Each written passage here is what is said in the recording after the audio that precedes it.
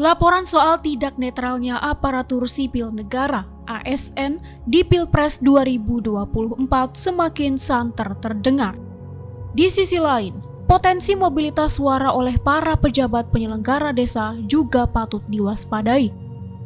Berdasarkan data Badan Pengawas Pemilu, Bawaslu, per 10 Januari 2024, sudah ada 61 laporan atau temuan terkait pelanggaran netralitas ASN. Dari jumlah itu, sebanyak 38 diputus melanggar dan sudah direkomendasikan ke Komisi Aparatur Sipil Negara (KASN).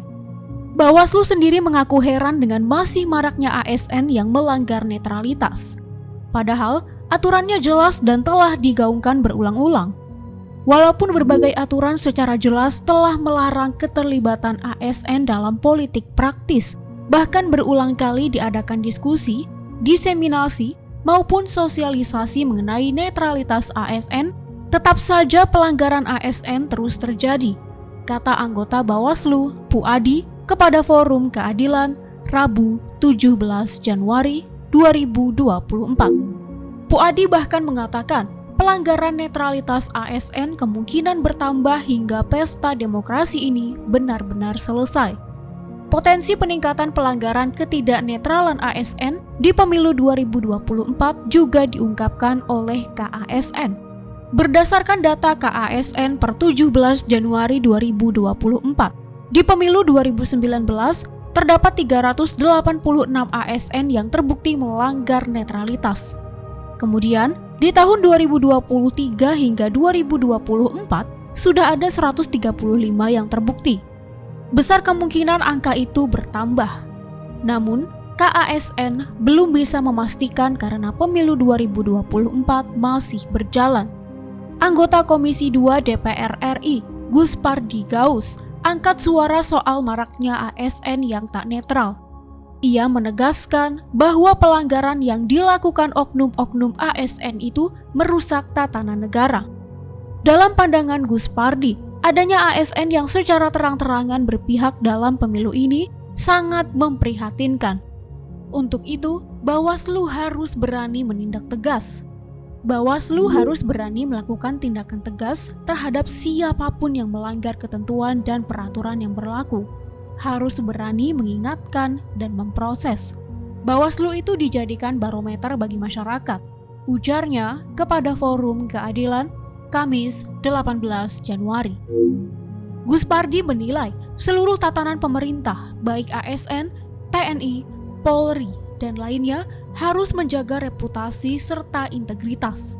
Maka, jangan biarkan oknum yang tidak netral merusak integritas mereka dengan menciptakan kegaduhan di pemilu 2024. Tak cuma Bawaslu, Gus Pardi mengingatkan, KASN juga harus eksis dalam menyikapi kegaduhan pemilu yang dibuat oleh ketidaknetralan ASN. Selain itu, kata Gus Pardi, peran masyarakat untuk mengawal penegakan aturan juga diperlukan.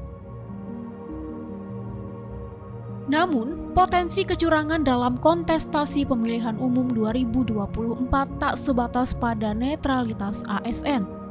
Mulai dari penjabat, PJ, kepala daerah, sampai kepala desa, berpotensi dalam melakukan kecurangan dalam memobilisasi suara masyarakat agar memenangkan pasangan calon tertentu. Hal ini diungkapkan oleh peneliti dari Temis Indonesia, Hemi Lavor Febrinandes. Merujuk pada laporan peta titik rawan potensi kecurangan pemilu yang dirilis oleh Temis Indonesia dan Gabungan Koalisi Masyarakat Sipil, ia mengatakan bahwa penunjukan langsung PJ kepala daerah membuat pintu potensi kecurangan pemilu. Sejak tahun 2022 hingga 2023, terdapat 20 penjabat gubernur dan 178 penjabat bupati atau wali kota yang dipilih langsung oleh Presiden dan juga Kementerian Dalam Negeri, Kemendagri. Hemi menilai mekanisme pengangkatan penjabat kepala daerah ini sangat bermasalah karena tidak sesuai dengan apa yang ditentukan oleh putusan Mahkamah Konstitusi, MK.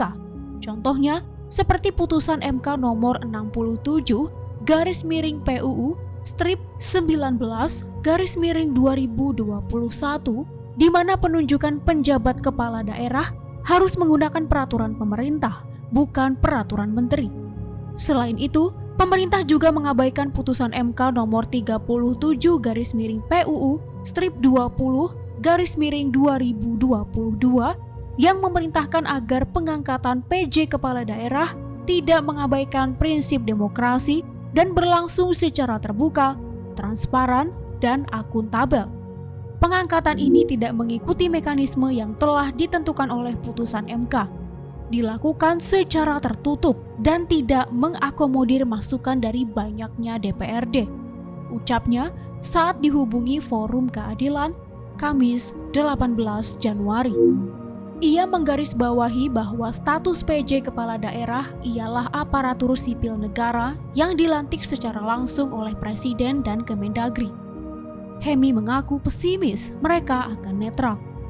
Sebab terdapat salah satu peserta pemilu yang memiliki relasi langsung dengan Presiden. Dapat diasumsikan mereka bisa diarahkan dalam satu komando untuk memenangkan salah satu pasangan calon, katanya. Di 20 provinsi yang dipimpin oleh PJ Gubernur, terdapat sebanyak 160.165.574 suara. Pemilih tersebut berpotensi dicurangi secara struktur dengan melakukan kebijakan ataupun tindakan yang dilakukan oleh PJ kepala daerah. Dari 20 provinsi itu, 10 provinsi termasuk dalam kategori kerawanan tinggi. Provinsi tersebut yaitu Jawa Barat, Sumatera Utara, Banten, DKI Jakarta, Sulawesi Selatan, Nusa Tenggara Barat, Kalimantan Timur, Bali, Sulawesi Tenggara, dan Gorontalo. Selain itu, kata Hemi, potensi kecurangan dalam memobilisasi suara pemilih pada pemilu mendatang juga bisa datang dari kepala desa. Mobilisasi suara dalam penelitian kita tidak hanya soal penjabat. Kita mencoba menghubungkan relasi yang lebih tinggi dari presiden, menteri, sampai kepala desa, tuturnya.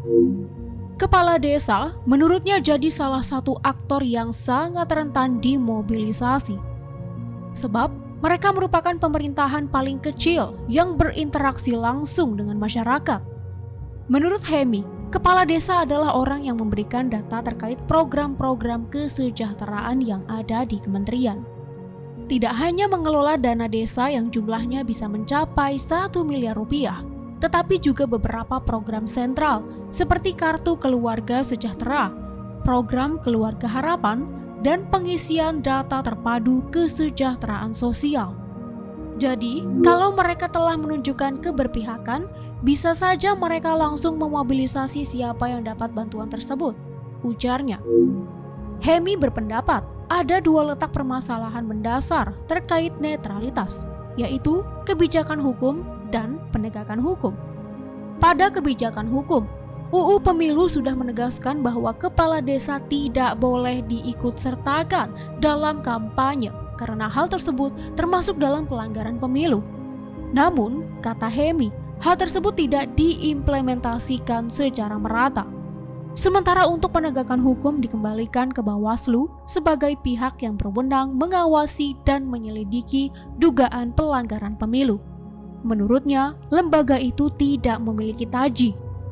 Ia bercerita, pihaknya pernah melaporkan dugaan dari oknum pejabat yang mengkampanyekan salah satu paslon di rumah dinasnya. Sampai saat ini, kata dia, tidak ada respons dari Bawaslu. Tidak, ditolak, tidak diterima, dan tidak ada follow up komunikasi lebih lanjut. Artinya, Bawaslu tidak serius menangani dugaan kecurangan pemilu, tukasnya.